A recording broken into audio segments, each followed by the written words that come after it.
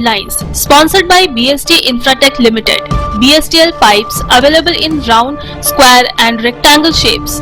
15 वर्षों से लगातार सब जगह फिट, हर जगह hit. For trade inquiry, contact 8338000045, 03322623914, 03322623915. चुनाव आयोग के निर्देश पर शनिवार को डायमंड हार्बर और मगराहाट पश्चिम विधानसभा क्षेत्र के 15 बूथों पर पुनर्मतदान की प्रक्रिया चल रही है। इन सभी 15 मतदान केंद्रों पर बुधवार सुबह 7 बजे से वोटिंग शुरू हुई और शाम 6 बजे तक चलेगी। मतदान को शांतिपूर्ण तरीके से संपन्न कराने के लिए चुनाव आयोग के तरफ से सुरक्षा के कड़े इंतजाम किए गए हैं। पुनर्मतदान वाले सभी बूथों पर केंद्रीय अर्धसैनिक बल के जवानों की तैनाती की गई है। चुनाव आयोग द्वारा जारी किए गए आंकड़ों के अनुसार बुधवार सुबह 11 बजे तक इन दोनों विधानसभा क्षेत्रों के 15 बूथों पर लगभग 37% मतदान दर्ज किया गया है। मगराहाट पश्चिम विधानसभा क्षेत्र में 38.2% और डायमंड हार्बर में 35.92% वोटिंग हुई है। सुबह से ही इन मतदान केंद्रों के बाहर वोटरों की लंबी कतारें देखी गई। हालांकि दोबारा मतदान करने को लेकर कुछ मतदाताओं के मन में असमंजस और असंतोष भी नजर आया। 4 मई को होने वाली पश्चिम बंगाल विधानसभा चुनाव की मतगणना से पहले तृणमूल कांग्रेस और बीजेपी के बीच टकराव बढ़ता जा रहा है। दरअसल स्ट्रांग रूम की सुरक्षा को लेकर तृणमूल कांग्रेस और बीजेपी के बीच पिछले कुछ दिनों से जोर आजमाइश चल रही है। इस बीच चुनाव आयोग के निर्देश पर कोलकाता पुलिस ने सुरक्षा के पुख्ता इंतजाम करते हुए कोलकाता महानगर के 7 मतगणना केंद्रों के आसपास धारा 163 लागू करने की घोषणा की है।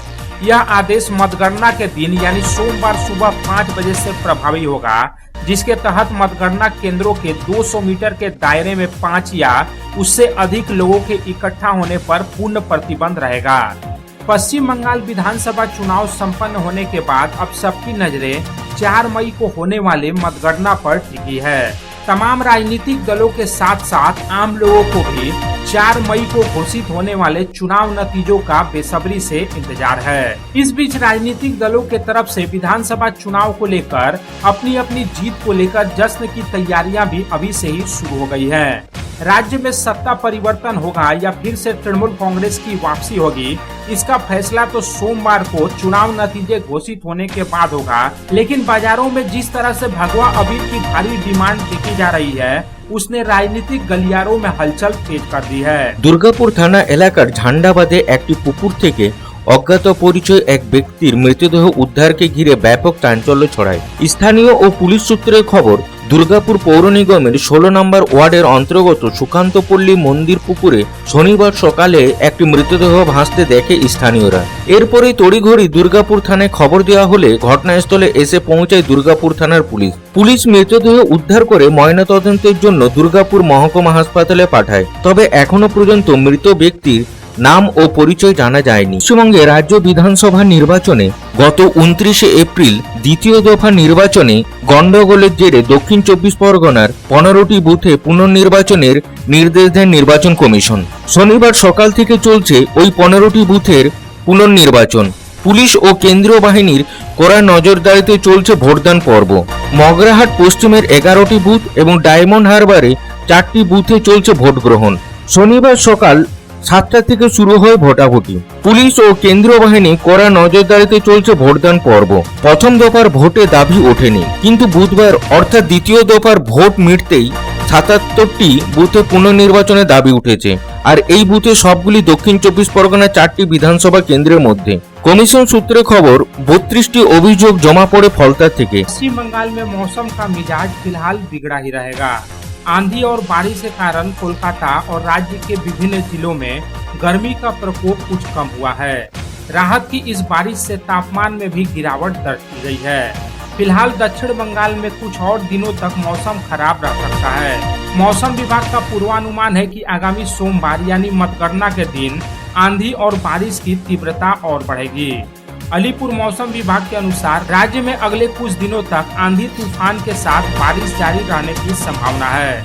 उत्तर बंगाल में जहां भारी बारिश का पूर्वानुमान है, वहीं कोलकाता समेत दक्षिण बंगाल के जिलों में हल्की बारिश के साथ तेज हवाएं चलेंगी। विशेष रूप से मंगलवार तक पूरे राज्य के लिए मौसम विभाग ने सतर्क रहने की चेतावनी जारी की है। पश्चिम बंगाल में विधानसभा चुनाव का वोट डालने के बाद वापस कार्यस्थल पर लौट रही प्रवासी श्रमिकों की बस दुर्घटना का शिकार हो गई। दरअसल सुंदरवन से 60 प्रवासी श्रमिकों को लेकर हरियाणा जा रही बस रानीगंज के मंगलपुर के पास नेशनल हाईवे 19 पर दुर्घटनाग्रस्त हो गई। इस दुर्घटना में बस के ड्राइवर, महिला और बच्चे समेत 4 लोग घायल हुए, जिन्हें स्थानीय अस्पताल में प्राथमिक उपचार के बाद छुट्टी दे दी गई। वहीं इस दुर्घटना में बस के सामने का हिस्सा पूरी तरह से क्षतिग्रस्त हो गया।